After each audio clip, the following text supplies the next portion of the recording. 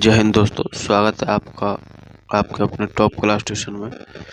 दोस्तों, आप लोगों के लिए ये क्लास नंबर 45 है और इनमें इस क्लास में हम एनसीईआरटी, लुसेंट, पीवाईक्यू से रिलेटेड उससे चुन करके रिसर्च करके क्वेश्चन को लाते हैं और ये प्रत्येक सेशन में हम 25 क्वेश्चन करवाते हैं। अगर आप लोग किसी भी कंपटीशन एग्जाम की तैयारी कर रहे हैं, Bihar police, NTPC, Bihar SSC, SSC या बीपीएससी या ग्रुप डी, किसी भी कंपटीशन एग्जाम की तैयारी कर रहे हैं तो ये सेशन आप लोगों के लिए बहुत फायदेमंद होने वाला है। और अगर आप लोगों को हमारे चैनल की, हमारे सेशन की फ्री में पीडीएफ चाहिए तो लास्ट तक जो मेरे भाई बहन जुड़े रहेंगे उन सभी को हम फ्री में पीडीएफ देंगे। आइए चलते क्वेश्चन नंबर 1 पे क्या पूछा गया, देखिए। गैलीलियो के गिरते शरीर के नियम को किस नाम से जाना जाता है? तो इसका राइट जवाब हो जाएगा न्यूटन का पहला नियम। क्या हो जाएगा? न्यूटन का पहला नियम। नेक्स्ट क्वेश्चन पे चलते हैं। 2 नंबर में क्या पूछा गया है, देखिए ध्यान से। इसमें पूछा गया है कि निम्नलिखित में से कौन यंत्र धातु भट्टियों के अंदर के तापमान को मापने के लिए सबसे उपयुक्त है? ऑप्शन में है पायरोमीटर,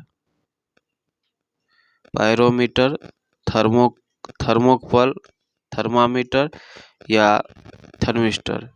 तो राइट जवाब इसका क्या हो जाएगा?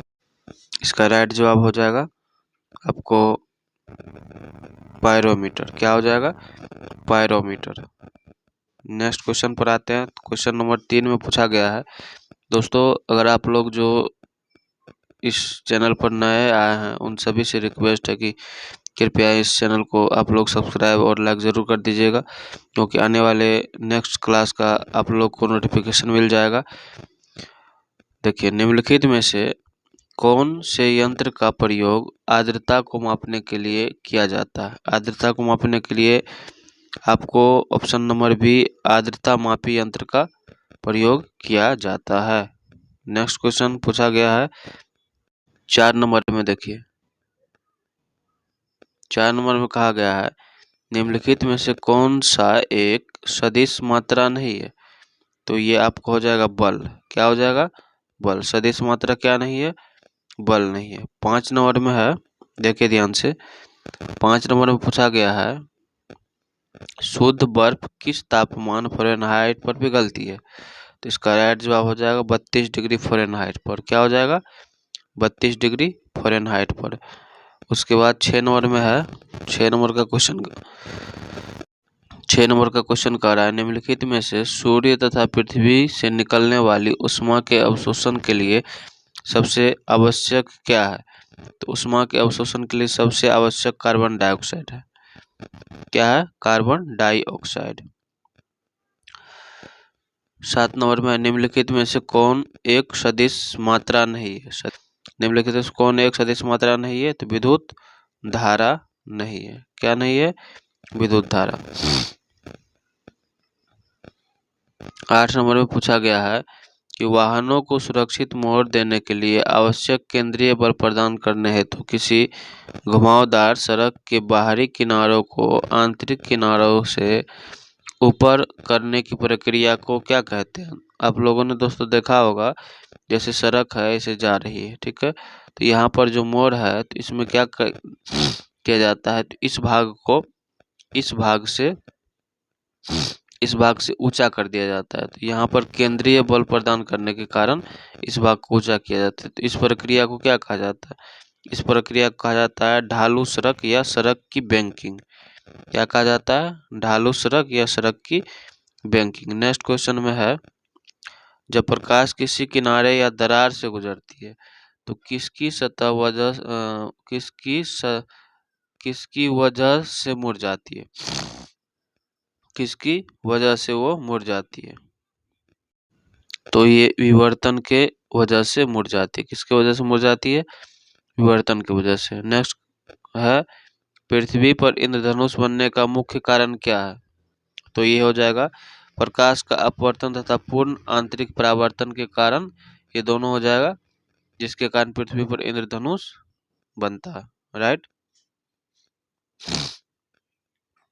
स्वतंत्र रूप से लटके हुए धातु की छड़ पर चोट करना कठिन होता है। यह कथन किस नियम का समर्थन करता है?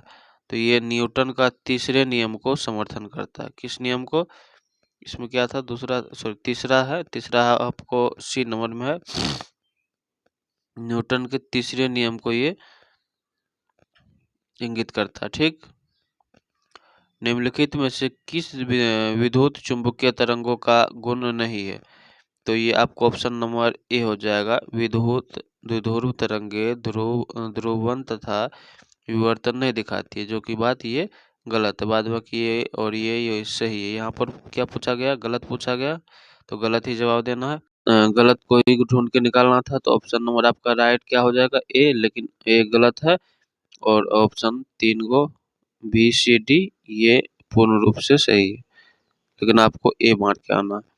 सामान्यतः उत्तल दर्पण का प्रयोग किसमें होता है? तो उत्तल दर्पण का प्रयोग वाहन में पीछे देखने के लिए साइड मिरर के रूप में होता है।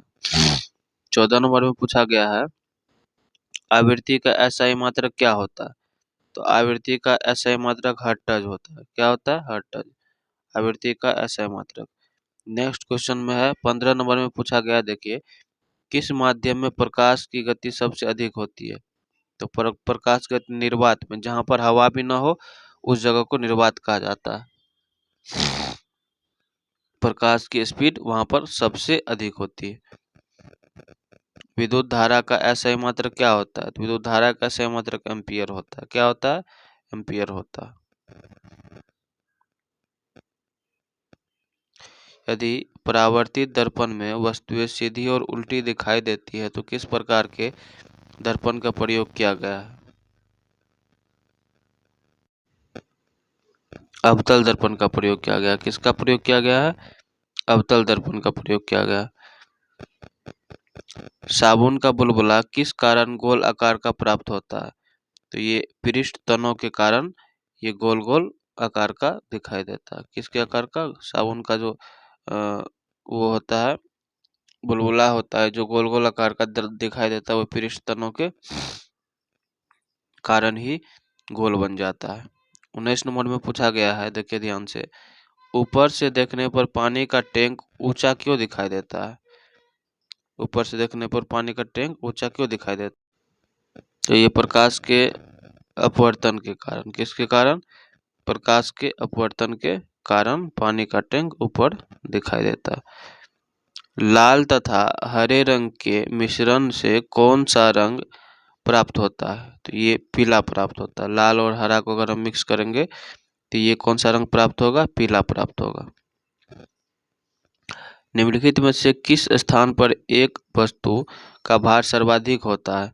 तो ये ध्रुव पर सर्वाधिक होता है। जब हम पृथ्वी के ध्रुव पर जाएंगे तो वहां पर सबसे ज्यादा भार होगी। तापमान का एसआई मात्रक क्या होता है? तो तापमान का एसआई मात्रक केल्विन होता है। तापमान का एसआई मात्रक केल्विन में मापते हैं हम लोग। ठीक है, नेक्स्ट है, विद्युत मोटर किस ऊर्जा को यांत्रिक ऊर्जा में बदलती है? तो विद्युत ऊर्जा को यांत्रिक ऊर्जा में बदलती है विद्युत मोटर। 24 नंबर का क्वेश्चन है, ये क्वेश्चन सेकंड लास्ट है। अब तक आप लोगों ने, जिन भाई बहनों ने हमारे चैनल को सब्सक्राइब नहीं किया, प्लीज उनसे रिक्वेस्ट है सब्सक्राइब कर दीजिए और एक लाइक जरूर कर दीजिएगा। देखिए, प्रकाशीय तंतु निम्नलिखित में से किस सिद्धांत पर कार्य करता है? प्रकाशीय तंतु जो होता है किस सिद्धांत पर कार्य करता है? तो हो जाएगा आपको, इसका राइट जवाब हो जाएगा पूर्ण आंतरिक परावर्तन पर ये कार्य करता है। किस पर? पूर्ण आंतरिक परावर्तन पर। ये लास्ट क्वेश्चन है। देखिए, निम्नलिखित में से ध्वनि अथवा स्वर, पिच जिसको कहते हैं, वो कौन निर्धारित करता है? ध्वनि और स्वर जिसको कहा जाता है, ध्वनि स्वर किस, उसको कौन निर्धारित करता है? तो इसको निर्धारित करने वाला होता है आवृत्ति। क्या होता है? आवृत्ति। दोस्तों, हमने आप लोगों को 25 क्वेश्चन करवा दिया है। जिन भाई बहनों को किसी भी क्वेश्चन में डाउट हो, कमेंट करके बता सकता है, हम उसको डिस्कशन करके कमेंट में ज़रूर बताएंगे। ठीक है, और अगर जो भाई बहन यहाँ तक आए हैं मेरे साथ देखते हुए, उनको अगर फ्री में पीडीएफ चाहिए तो इस लिंक को क्लिक करके या कॉपी करके, या डिस्क्रिप्शन में भी हमने दे दिया, वहाँ जा करके इस लिंक को क्लिक करके टेलीग्राम पर जा करके हमें फॉलो कीजिए और वहाँ पर से हमसे जिस भी क्लास का आप लोगों को PDF चाहिए मांगिए, हम आप लोगों को वहाँ पर फ्री में प्रोवाइड करेंगे। फिर मिलते हैं नेक्स्ट कल सुबह 8 बजे आप लोगों के साथ। तब तक आप लोग अपना ख्याल रखिए। Thank you.